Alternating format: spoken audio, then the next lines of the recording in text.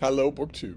We've missed a bit of mail in the last few days, in the last, little less than a week that I've been gone. So the mail has continued to come in all that time. There's been quite a bit that's been interesting. Some of it has even tempted me to read ahead of time. Those of you who don't know, I am a book critic, and I tend to structure my reading along new releases in the American book market. And I tend to structure that reading even further by restricting myself to the month of publication, even the week of publication. I just take what comes across the plate next. Uh, it's very rare that a book will tempt me to break that, to read ahead. I got a book just recently. In fact, I don't even have the physical copy. I just read the PDF. The way a civilized person would do. The way a civilized person would do. I mean, I'm perfectly happy to get books in the mail. We're going to go through a bunch of them. But of course, I want to just be reading on my little device. There's a new book coming out. I forget when. It's months away, anyway. Uh, which is about Noah's flood. And at first, I read the first chapter and a little bit of the second chapter, and was starting to get my dander up, thinking, "Oh my God, am I going to have to rail against this thing before I assess it for any other strengths or weaknesses? Am I going to have to rail against it for accepting that Noah's flood happened? Noah's flood did not happen. Noah's flood is obvious mythology. Uh, it, it, it's just childhood indoctrination that leads you to insist, that leads, not you, but that leads a huge percentage of American fundamentalist Christians to insist that this piece of obvious mythology is real, but that Daedalus and Icarus is not real. Uh, I thought I was going to have to do that, but it looks to me like the author of this book is playing a deeper game. It's true that the flood is not factually disavowed, but nor is it factually avowed. Rather, the book is a study of how people grappled with this story over the centuries, including, in some later chapters, in-depth analysis of some of the most influential studies of the Noachian story that are long since gone. They're long since out of the discourse completely. Even fundamentalist Christian apologists who like to do these weird little non-debates about Noah's flood don't have any idea that these people ever wrote volumes and volumes about it. And this author went and found all those people, traces the debate in exhaustive detail for such a thin book. So I got turned around there. I got turned around quite a bit there. Uh, so I I got a lot of those. I've got a lot of e-copies, uh, but we won't go over those. I have just some of the print and paper books that I've been reading lately. This is not really a reading report. I've been doing a huge amount of reading in the last 8 days whenever I could concentrate on it. And for me, reading is such a solace. It is such a refuge that I can concentrate on it a lot. I can concentrate on it in a lot of circumstances. Uh, so I've been very grateful for that. But I thought we'd go over a few of these. Some of these we've seen on this channel before, and some we haven't. Just a mixture of forthcoming books. I asked in a recent video. I was shamed by Jack Edwards, who not intentionally, of course, he doesn't know that my channel exists, but he mentioned that he since he has 2 million subscribers, he gets advanced copies from publishers, and he said in a recent video of his that he felt bad about talking too much about them, certainly by inference enthusing about them, if he's talking or enthusing about something that's months away from being available to the people who are listening to him. And I felt seen, as the kids say, because I've been doing that the whole time that I've had this channel, talking about books that aren't out yet. He didn't mean anything by it. It's just the way that he chooses to do it, and everybody can have their different way of doing things. Uh, I I I have to admit, you all know the ways in which his channels irritate me, but I am a sucker for when he does book organizations. And he just did another one just recently. He did another one. He decided that he had already had an overrun of the new shelves that he put up in his new room. That was a great video of him taking apart his old library and creating the dream library. It's not big by my standards, but it's one whole wide corner of one room from floor to ceiling. That's got to feel great for somebody as young as him. And the videos where he sets up those shelves and organizes them and puts all those books on there, they were enrapturing. I would do that. I'd watch that for anybody. And he had an overflow of books, and just recently in a recent video decided that he would segregate the nonfiction. I didn't leave a comment. I don't leave comments on his videos. I didn't leave a comment, but I was tempted to comment.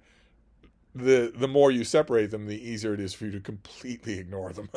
But he gathered together all of his nonfiction and put it in a different room. And in order to do that, he had to have somebody in from TaskRabbit to put shelves on the walls, which is not always an easy prospect. If you tried to do it here at Hyde Cottage, you would need an expert in drywall and shell and the way that walls are composed. I don't think that most of the walls here, the wall space that's not covered here, could take shelves. I think you would have to squirt in liquid cement or grounding of some kind, or find beams or supports or whatever they're called. I have no idea. He had to call somebody in to do that, to set up a set of shelves. And that, of course, reminded me of Rumpole of the Bailey, because what doesn't remind me of Rumpole of the Bailey? That, of course, reminded me of the episode where Rumpole is trying to set up some bookshelves, and he's doing a terrible job of it. At one point, he needs a screwdriver, and he says, time for the Irish screwdriver, and picks up a hammer. And yet when he finishes and puts books on his shelves, they collapse almost immediately. And while he's off at the case, his wife, Hilda, she who must be obeyed, is so frustrated that she learns how to do it herself, learns how to insert cement into the walls and ground the whole thing and make it nice and level and even, and use the power of the bit drill and whatnot. And at the end of the episode, when Rumpole sees his shelves, he asks her, "Did you have a man in?" And she says, "Yes, me." So that was her version of TaskRabbit. Jack Edwards mentions in his video, somewhat hilariously, that to put it mildly, he didn't think that he was the man for the job. I confess, I'd have paid to see that. But no. But anyway, that got me thinking. Of course, that got me a little bit self-conscious about whether or not I should talk about forthcoming books. And I mentioned that in that video, one of the last videos, the videos that I made last week. And I've got so many responses. I never know when I'm going to get responses on this video. I outright ask for responses, and I get stony silence. I make an offhand comment about something, I get bombarded with comments. I got a lot of comments from people saying that, no, please keep showing us forthcoming books. Please keep doing that. It's good to know what's coming. It's good to hear your thoughts on it and whatnot. So that's what we'll do. We'll do a little pile of these to get us back up and running for mail. No packages to open. I've been opening packages, or I've had packages open for me while I've been completely distracted. But now I'm back. So let's look at these. So the first one we have is for July. So late in the summer. This is by J.C. Lee, and this is Give Me a Reason, with this gorgeous cover. Why can't they all be like this? Why do we have to deal with those stupid candy-colored cartoon covers when we can have stuff like this? But this is a Jane Austen retelling, believe it or not.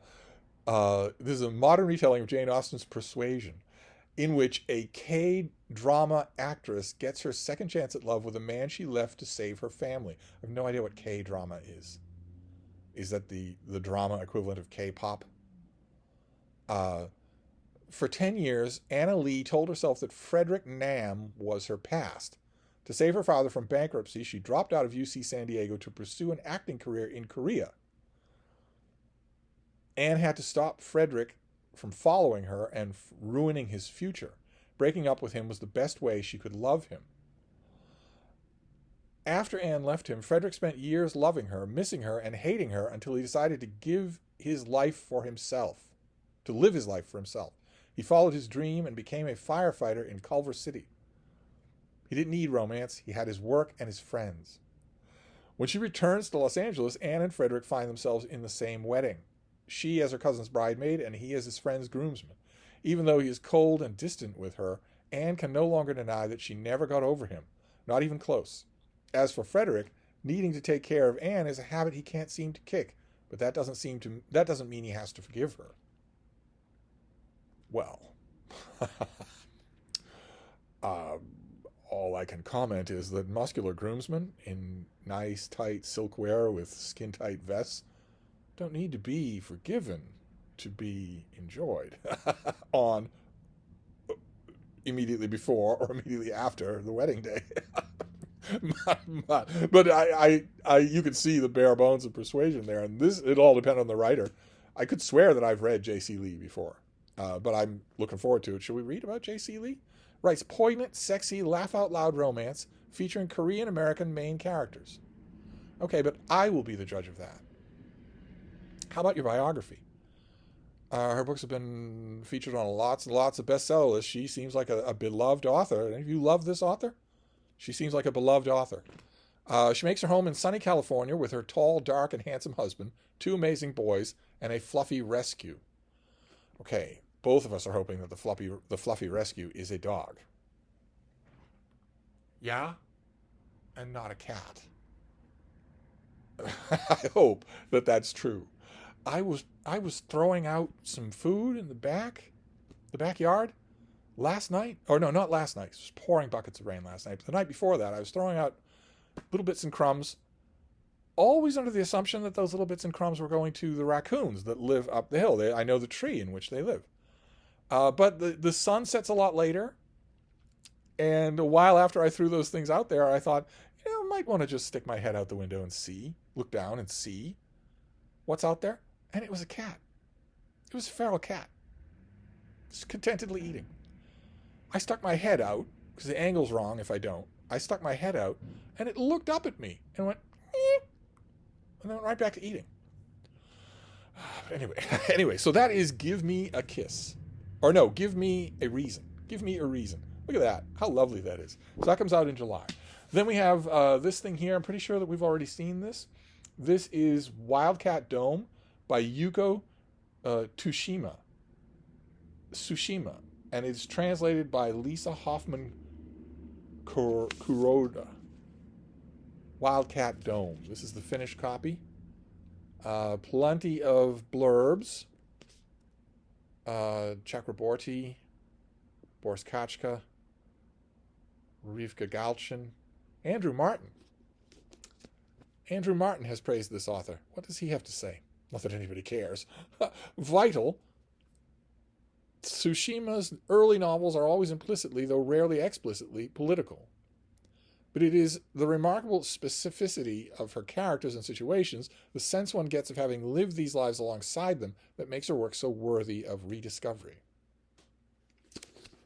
Okay. This is an author from earlier, from the 20th century, yes? Considered one of the most important Japanese writers of her generation, born in Tokyo in 1947. She wrote more than a dozen novels, including Territory of Light, Woman Running to the Mountains, and won many awards. And she died in 2016. So this is an attempt to rediscover, I guess, some of her work in new translation. I'm assuming that only a bare fraction of her work has ever been translated into English.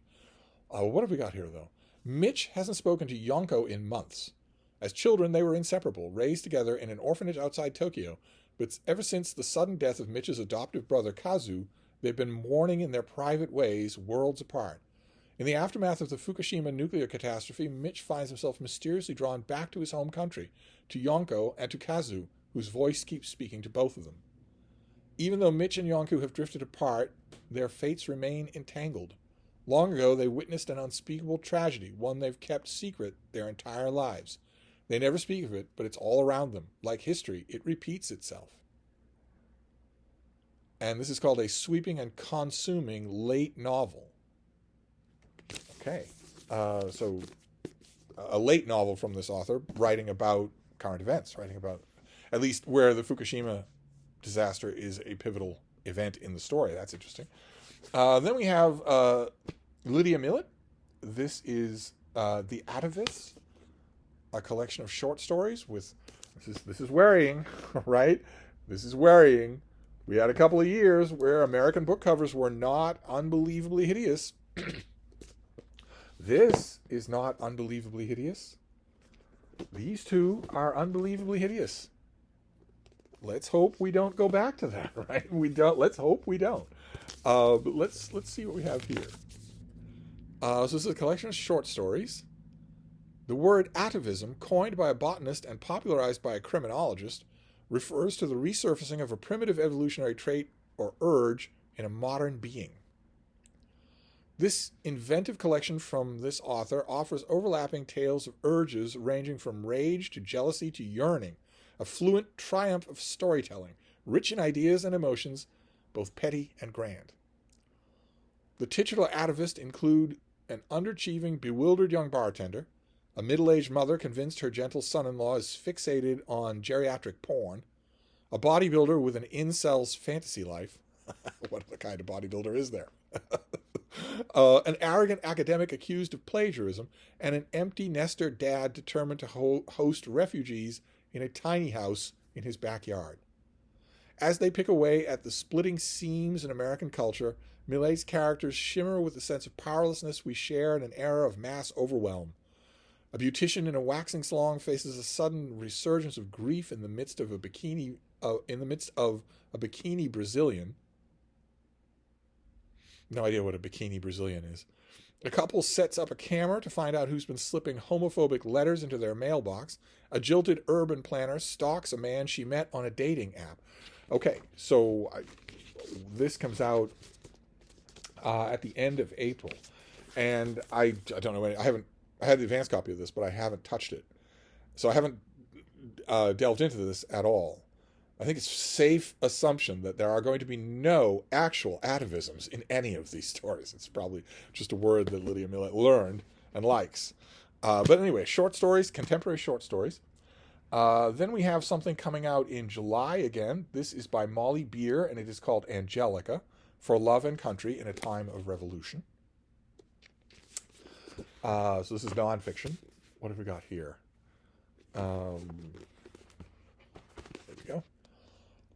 This is a woman-centric view of revolution through the life of Angelica Schuyler Church, Alexander Hamilton's influential sister-in-law. Scene-stealing character in Hamilton. It just can't die fast enough. It just can't. Angelica Schuyler Church once wrote to her affectionate friend Thomas Jefferson, quote, "When my friends require my assistance, few are more willing than myself." Well, yeah. Yes, sweetheart. If your friends require your assistance, not only would few be more willing, but no one else would be willing to require your assistance. I think I get what you mean. Women, am I right? Up top.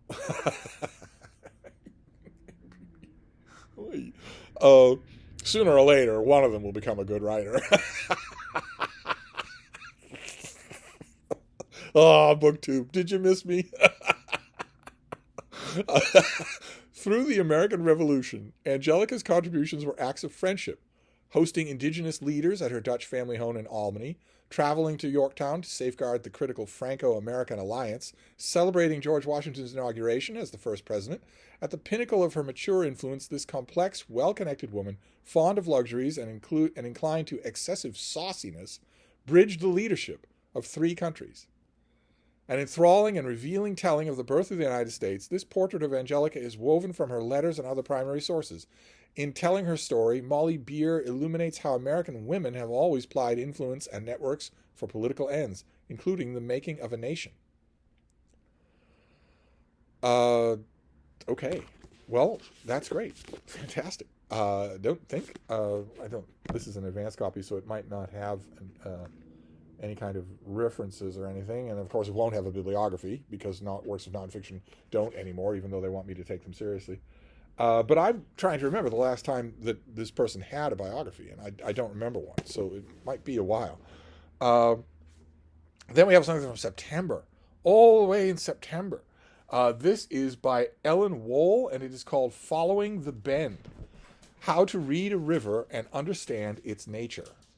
So this is from the folks at Princeton University Press, and they give me nothing to go on here, so we'll just read the description. It'll be on the dust jacket. This is an engaging and thought-provoking introduction to river science. When we look at a river, either up close or while flying over a river valley, what are we really seeing? This book takes readers on a majestic journey by water to find answers, along the way shedding light on the key concepts of modern river science, from hydrology and water chemistry to stream and wetland ecology. That sounds really good. And there are pictures in here. There's no way for me to describe. The pictures in here are probably preliminary. I'd be willing to bet that the finished copy, the pictures will be in color and there'll be a lot more of them. In this accessible and uniquely personal book,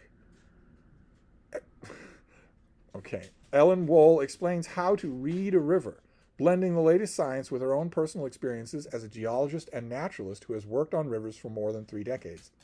She charts how water travels through the hydrologic cycle around the globe and downstream to distribute energy, move sediment, and shape river channels, and how living organisms adapt to life in flowing water to create vibrant river ecosystems.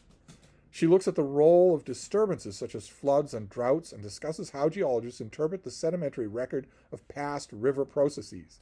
She illustrates how river networks interact with Earth's surface and considers issues for rivers in the future, such as progressive drying, and that's the number one and only issue for the future, is that rivers all over the world are drying up, and no one knows why, and no one can stop it, and it's not ignorable anymore.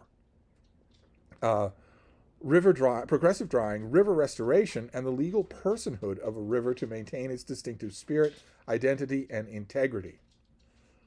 Okay. All right. You had me there, Ellen, for quite some time, but a river is not a person. Okay. All right. What letter are they going to have in the increasing acronym? What letters are rivers going to have? River's not a person. But aside from that, all the rest of this sounds great. And that is September. So following the bend, studying rivers. Sign off. Feel free to sound off in the comments field what river is your river. Feel free to do that. Okay, then we have a book for April. This is by Robert Edsel, a writing with Brett Witter, and it is called Remember Us, American Sacrifice, Dutch Freedom, and a Forever Promise Forged in World War II. This is from Harper Horizon, Remember Us. Let's see here. With a long blurb from Admiral Stavridis. That's interesting. So this book is by the author of the best-selling The Monuments Men, which I'm sure a lot of you World War II fans have read. It begins in the pre-dawn hours of Hitler's invasion of Western Europe on May 10th, 1940, when his forces rolled into the small rural province of Limburg in the Netherlands, shattering more than 100 years of peace. Their freedom gone, the Dutch lived through 4.5 years of occupation until American forces reached Limburg in September of 1944, the last portion of Western Europe liberated by the Allies before their advance on Nazi Germany slammed to a halt. Like in Monuments Men, Remember Us is an ensemble piece that follows 12 main characters over a 6-year span, zeroing in on ordinary people, including Frida, a teenager who falls in love with an American soldier, Lieutenant Colonel Robert Cole, the first member of the 101st Airborne to receive the Medal of Honor, and Sergeant Jeff Wiggins of the 960th Quartermaster Company, who escaped the poverty and racism of Alabama for yet another indignity, digging graves. Drawing on never-before-seen letters, diaries, and other historical records, the author shows the painful price of freedom on the battlefields and inside American homes. So ordinarily, I would read this advance copy and then fire it right off to David Murphy, who may or may not review it, but is certainly going to want to have it and read it. But of course, there's no need to do that anymore because he has become a Civil War guy, so he's not going to want any World War II stuff. Then we have a hardcover of something that we've seen as an advance copy. This is also a novel in translation, I think. Yes, this is a novel in translation. The translator is Tina Cover. This is Gabrielle by Anne Barrist and Claire Barrist. And this Europa editions will occasionally come out with a hardcover. They don't often do it, but this is one of those times. We've already seen this, but some of you may not have. Anne Barrist will be familiar to you because she wrote a book called The Postcard that has a very unmistakable cover, a very memorable cover. Let's see. And like The Postcard, this is a propulsive, true novel based on well-documented facts and family history. There is no such thing as a true novel. It's either fiction or it's not. Written by Anne and her sister, this book is exuberant and daring as it tells the story of one of France's most remarkable women, and an affair that triggered a revolution.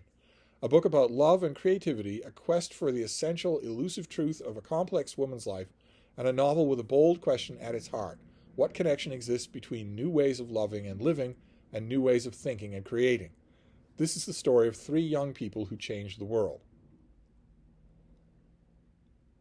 Okay, well, it comes out at the end of April. I'm going to need to figure out what that true novel business is. It's either fiction or it's not. If every single thing in it can be documented and is grounded in historical record, then it's not fiction.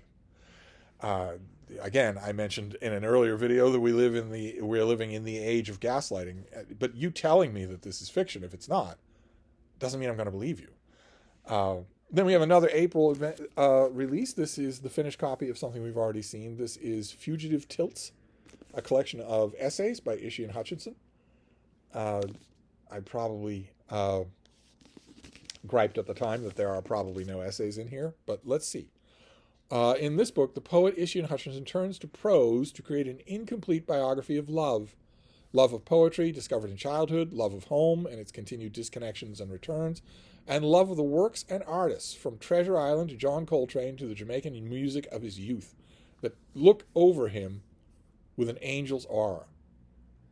Drawing inspiration from Derek Walcott's notion that the sea is history, Fugitive Tilts is suffused with the sea, present whether Hutchinson is recalling a trip to Senegal or memorializing his grandmother in a meditation on a painting by Vuillard.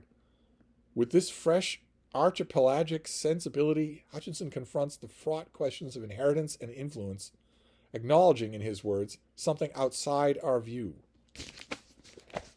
Okay. All right. Well, I doubt there are going to be any essays in here, but there may be some deadline prose, my own kind of writing. If he's writing about certain authors, that was hinted in that dust jacket flap, that he's writing about certain authors, he won't do that just for the fun of it. He'll do that because somebody's offering him $500. So what have we got here? Yeah, in my room, stuff like that, no. But have we got anything in here? Yeah, an exquisite simulacrum, remembering Philip Levine. That could have been done for money. There's a thing here on Les Murray, the incredibly overrated Les Murray. That'll be done for money. George Seferis will be done for money. That's good. I mean, some of these others might be enjoyable, but you already know where I stand on a lot of this stuff. A lot of this stuff is just it puts on airs for a book, when really it's just a collection of occasional prose. But we shall see. I'll find out this coming month.